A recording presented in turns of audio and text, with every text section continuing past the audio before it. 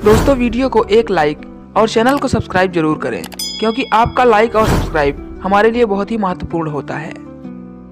एक छोटे से शहर के एक मोहल्ले में मैं अमन अपनी जिंदगी के हसीन लम्हों को जीता था।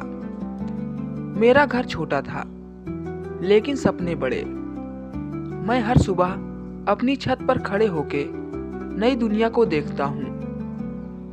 लेकिन जो चीज़ मेरे दिल को सबसे ज़्यादा महसूस होती थी, वो थी मेरी पड़ोसन रिया। रिया मेरी दुनिया थी। बिना बोले भी हर बात कहती थी। जब भी वो अपने घर की छत पर कपड़े सुखाने आती है, तो उस पर से नज़र नहीं हटती। धीरे धीरे हम दोनों के बीच एक छुपी सी बातचीत होने लगी थी, जो आंखों से शुरू होती और मुस्कुराहट पर खत्म। हमारी मुलाकात कभी नहीं हुई थी, लेकिन एक दूसरे के ख्यालों में खो जाना अब आम बात थी। रातों को मैं उस मोड़ पर सोचता जहां रिया को अपना करीब महसूस करता। मेरे ख्वाबों में रिया थी, मेरे अल्फाज में बस उसका जिक्र था। एक दिन मैंने ठान ली कि अब बस मैं अपनी जज्बात रिया के सामने रख कर रहूंगा। एक दिन सुबह जब मैं अपनी छत पर खड़ा था, मैंने देखा कि रिया अकेली खड़ी थी। आज कुछ अलग था, वो भी मेरी तरफ ही देख रही थी। मैंने अपनी हिम्मत इकट्ठी की और छोटी सी चिट्ठी लिखी। मुझे नहीं पता तुम क्या महसूस करती हो, लेकिन जो जज्बात मेरे दिल में है वो बेइंतहा है। हर दिन तुम्हें देखना मेरे दिन का सबसे हसीन पल होता है। क्या तुम मेरे जज्बातों को समझ सकती हो? वो चिट्ठी मेरी जिंदगी का सबसे बड़ा रिस्क थी, लेकिन मैं तैयार था। उसने चिट्ठी को एक पतंग के धागे से बांधा और उसे रिया की छत तक उड़ा दिया। रिया ने चिट्ठी उठाई और पढ़कर थोड़ा मुस्कुराई। उसकी मुस्कुराहट ने अमन के दिल को तसल्ली दी, लेकिन वो नहीं जानता था कि इस मुस्कुराहट के पीछे छुपी हुई कुछ और कहानी भी थी। कुछ दिनों तक दोनों के बीच आंखों से ही बातें होती रही। रिया ने कभी जवाब नहीं दिया, लेकिन उसका ये छुपा प्यार मुझे जीने की वजह देता रहा। लेकिन एक दिन रिया के घर का माहौल अचानक बदल गया। मेरी चिट्ठी उनके हाथों में आ गई थी। उस दिन जब रिया अपनी छत पर आई तो उसके चेहरे पर गम था। मुझे समझ आ गया कि कुछ तो गड़बड़ है।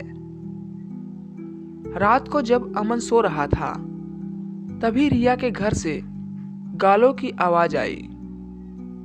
उसने देखा रिया के घर वाले उस पर चिल्लाए जा रहे थे।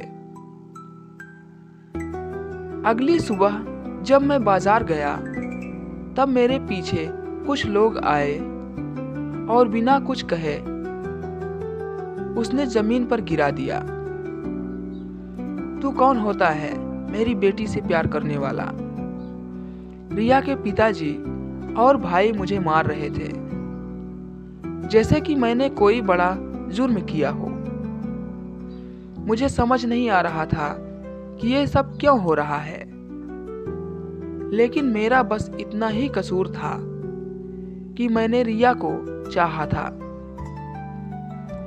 उसने प्यार किया था, जो अब गुनाह बन गया था। मार पिटाई के बाद मैं अपना घर वापस आ गया, लेकिन वो पुराना अमन नहीं रहा। मेरा दिल टूट चुका था।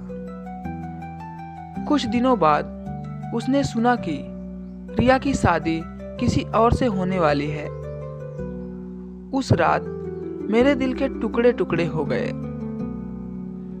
रिया की शादी हुई, लेकिन मैं अपनी दुनिया से कट गया। वक्त बीता, लेकिन मेरे लिए वक्त वही रुक गया था। जब उसने अपनी चिट्ठी रिया तक भेजी थी, हर रात हमें चिट्ठी के अल्फाज उसके दिमाग में गूंजते रहे। शायद जिंदगी ने मेरे लिए कुछ और ही सोचा था, लेकिन उस दिन से मेरे दिल में प्यार की एक छुपी कहानी बनकर रह गया। रिया अपनी नई जिंदगी में खुश थी, या शायद वो खुश दिखने की कोशिश कर रही थी।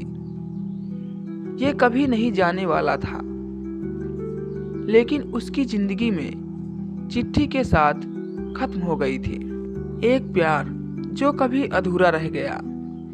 रिया की शादी के बाद मेरी जिंदगी एक अंधेरी राह बन गई थी। मैं अपनी दुनिया से अलग रहने लगा। दोस्त दूर हो गए और घर में भी चुपचाप एक कोना ढूंढ लेता।